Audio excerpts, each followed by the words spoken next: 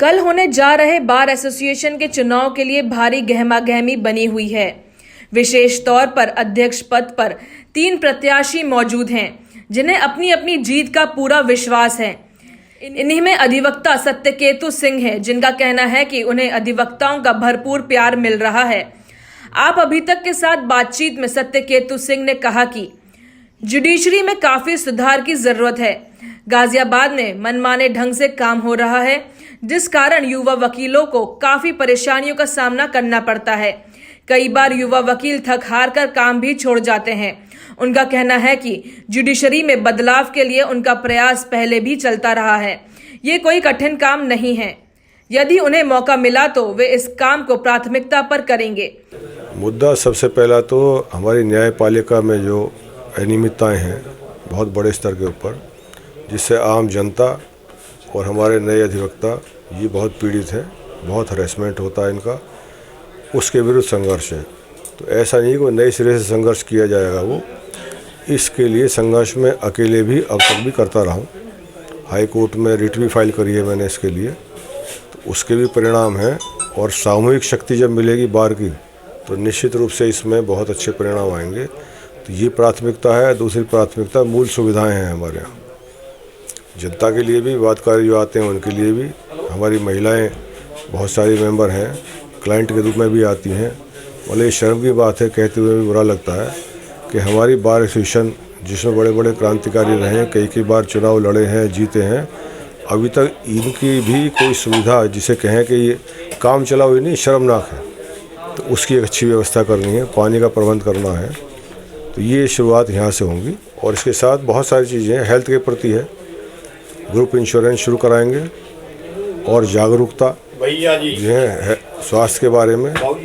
ये जो कोरोना का संकट चल रहा है, इसके कुछ परिणाम भी हैं, लोगों में जागरूकता भी आई है इसके प्रति कि स्वस्थ रहना जो है ये अति आवश्यक है। तो ऐसी सब काम जिनसे स्वास्थ्य पर प्रतिकूल प्रभाव पड़ता हो, उन सब के जो है छोड़ें, लोग स्वास्थ्य के प्रति जागरूक हों।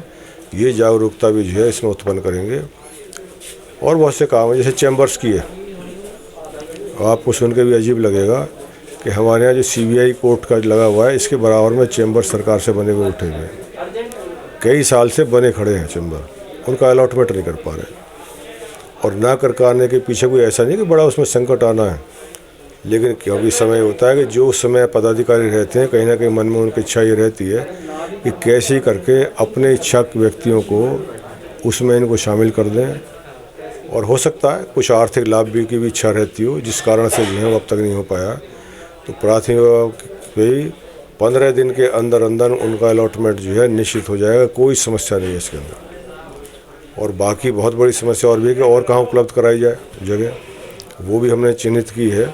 हमारा जो बार का सभागार है, इसके बराबर में बहुत बड़ी जगह RES डिपार्टमेंट की है और बिल्कुल बेकार है। कोई काम उसमें RES डिपार्टमेंट का नहीं होता, केवल उसमें कुछ अधिकारी है वैसे जो है, जो मेरी जानकारी में आया है। वहाँ ऐसे काम, अनैतिक काम जो नहीं होने चाहिए, केवल उसका अड्डा बना हुआ है।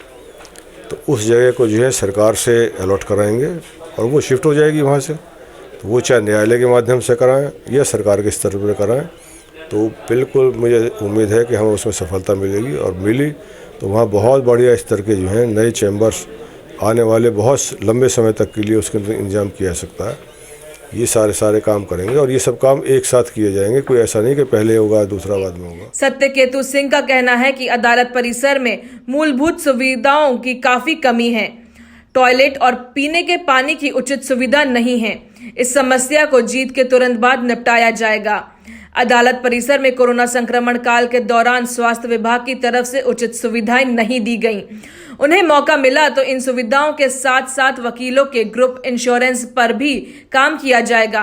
उन्होंने इस बात पर भी दुख व्यक्त किया कि बार चुनाव में शराब एक बुराई बनती जा रही है।